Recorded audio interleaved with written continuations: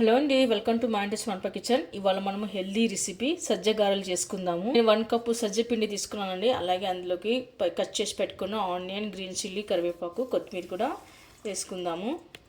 నువ్వులు కూడా వేసుకుందాము.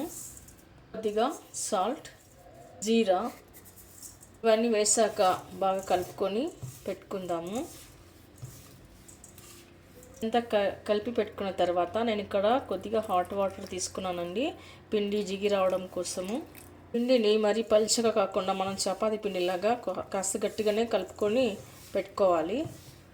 వీళ్ళంతా కలుపుకొని పెట్టుకున్న తర్వాత పిండిని ఒక 5 మినిట్స్ పాటు నాననివ్వాలి. 5 మినిట్స్ తర్వాత పిండిని చిన్న చిన్నగా ఉండలుగా తీసుకోవాలి. ఇలా ఒక బటర్ పేపర్ పైన కొద్దిగా వాటర్ తడి చేసుకొని మనం వడల్లాగా చేసుకోవాలి. ఇలా చేసి పెట్టుకున్న తర్వాత డీప్ ఫ్రైకి సరిపడా ఆయిల్ వేసుకున్న తర్వాత ఇలా ఒక్కొక్క వడని వేసుకోవాలి.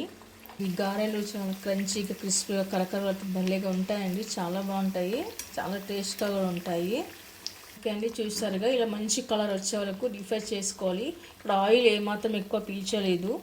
మిగతాయి కూడా ఇలానే చేసి పెట్టుకుందాము. ఓకే అండి, చూసారుగా మన అమ్మమ్మల కాలం నాటి హెల్దీ రెసిపీ సజ్జ గారెలు లేదా సజ్జ వడలు. ఏ పేరుతో పిలిస్తే మీ హెల్త్కి మాత్రం చాలా మంచిదండి. రక్తహీనతో బాధపడే వాళ్ళకి, ఐరన్ లోపం వాళ్ళకి కనుక సజ్జలతో చేసిన రెసిపీ పెడితే చాలా మంచిది హెల్త్కి.